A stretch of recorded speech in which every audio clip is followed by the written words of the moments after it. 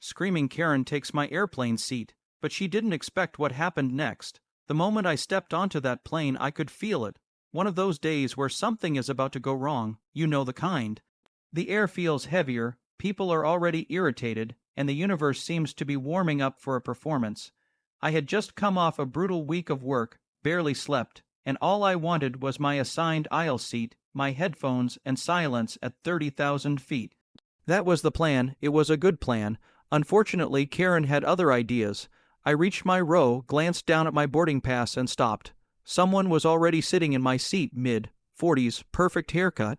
Designer bag shoved aggressively into the overhead bin like it owned the space. She was sprawled out comfortably, sipping something pink, scrolling her phone as if she had personally financed the aircraft. I paused, polite but firm, and said, "Excuse me, I think you're in my seat." She didn't even look up. "No, I'm not." She snapped, waving her hand like she was swatting a fly. "I always sit here." I blinked.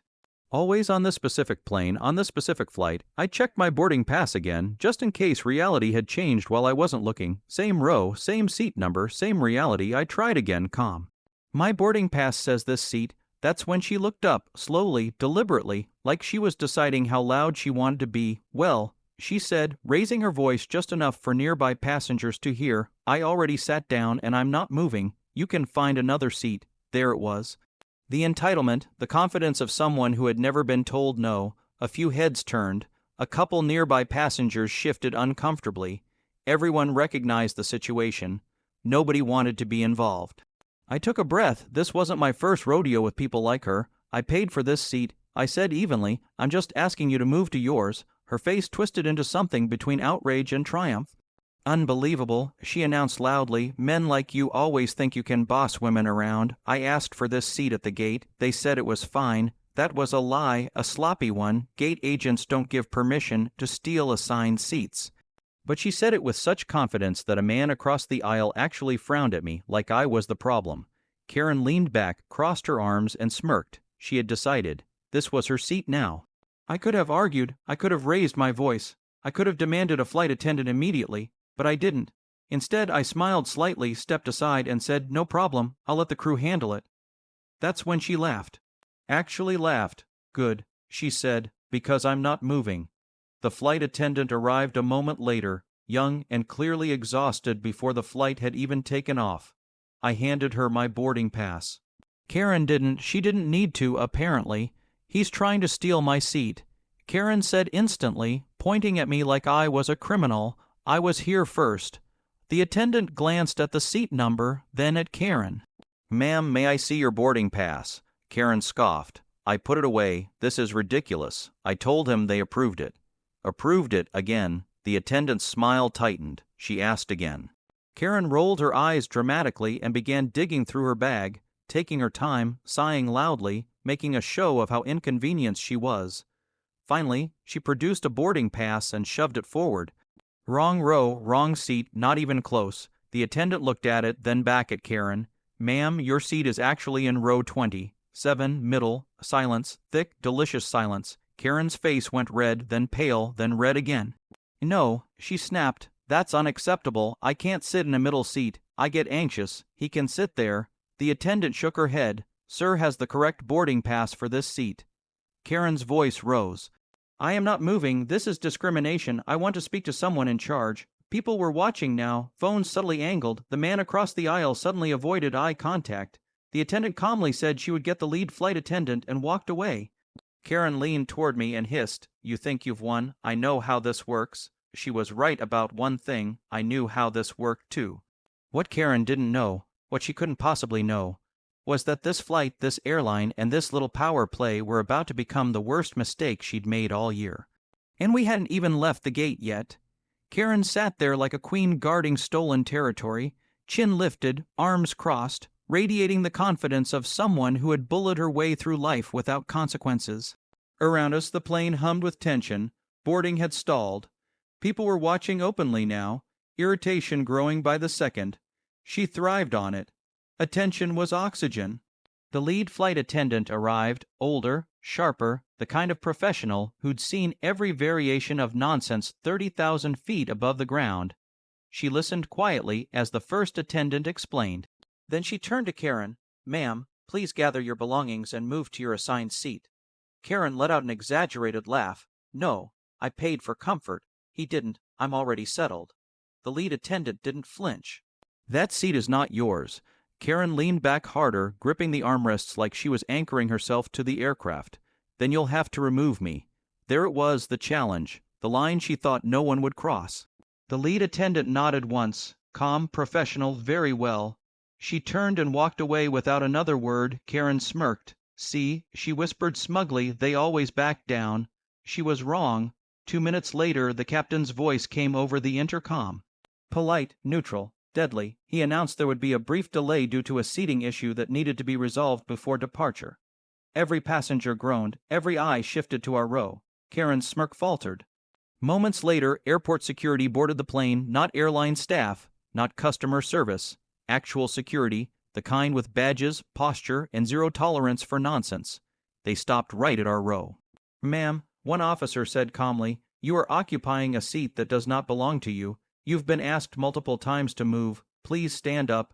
Karen exploded. "This is ridiculous. I'm being targeted. He harassed me. He made me feel unsafe." Her voice echoed down the cabin. People stared openly now. Some shook their heads. Someone muttered, "Unreal."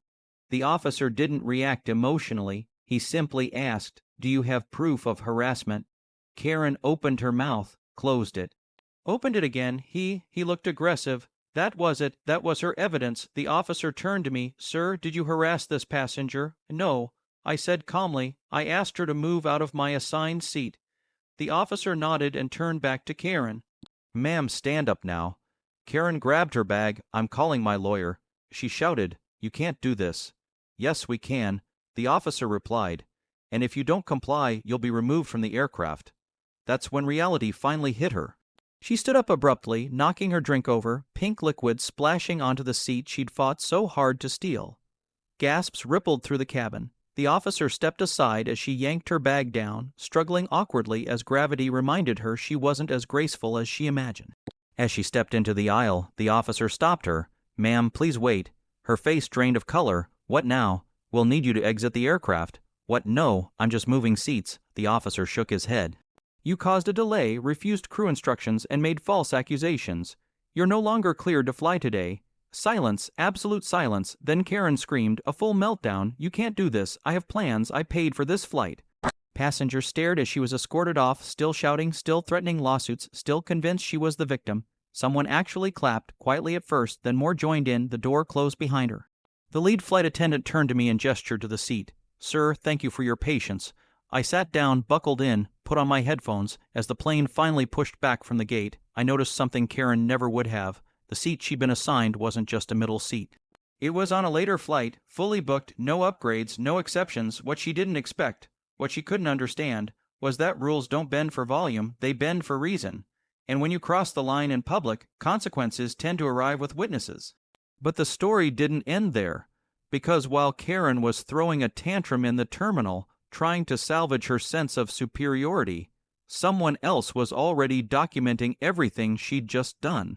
And by the time we landed, her behavior would follow her a lot farther than she ever planned while we cruised at altitude. The tension from the gate faded into the background hum of engines and recycled air. People settled in, movies started, drinks were served, but a few rows back, someone was still replaying the scene in their head. I noticed her earlier, a woman with a tablet, fingers flying, eyes sharp. She hadn't clapped, she hadn't laughed, she'd recorded. By the time we landed, the video was already uploaded. Karen didn't know that yet. She was still in the terminal, arguing with a supervisor, demanding hotel vouchers, insisting the airline had humiliated her. She used all the right buzzwords: discrimination, trauma, anxiety. She even cried on cue, but policies don't care about theatrics, and neither do timestamps. The supervisor pulled up the incident report. Then the security log, then the crew statements, and finally the footage. Angle 1 showed Karen refusing to move. Angle 2 caught her accusing me of harassment. Angle 3 captured her meltdown as security removed her. Clear audio, clear visuals, no ambiguity. Her voice dropped from outrage to panic in real time. The supervisor explained, calmly, that her ticket was forfeited due to noncompliance with crew instructions. No refund, no rebooking that day. And because she made a false accusation involving passenger safety, the airline would be forwarding the report to their internal review board. That's when she asked the question she should have asked hours earlier. What does that mean? It meant she was about to be placed on a conditional travel list, not a no-fly list, worse, the kind that flags your profile every time you book. Extra screening, manual reviews. No automatic upgrades, no gate exceptions, ever. Karen left the airport furious, dragging her bag behind her like an anchor. But consequences, real ones, have momentum. The video blew up overnight, millions of views. Comments ruthless and relentless. People recognized her, a former coworker tagged her, then another. Then someone posted a public business profile that matched her name and face. By morning, her employer had seen it. Turns out Karen worked in a client-facing role, one that required professionalism, conflict resolution, and ironically de-escalation skills. The company released a short statement by noon. They were reviewing the situation. By evening, her profile was quietly removed from the website. When I checked my phone after landing, I had messages from friends who'd already seen the clip. Is this you? Dude, that woman is unhinged. Justice. I didn't reply, I didn't comment, I didn't repost. I didn't need to, because the best revenge isn't loud. It doesn't gloat. It just lets reality do the talking. Weeks later, I received an email from the airline, a courtesy apology for the delay, a travel credit. A note thanking me for remaining calm and cooperative. Apparently, not escalating had helped the crew handle the situation cleanly. Karen, on the other hand, appealed the decision, twice, both denied. The irony was poetic.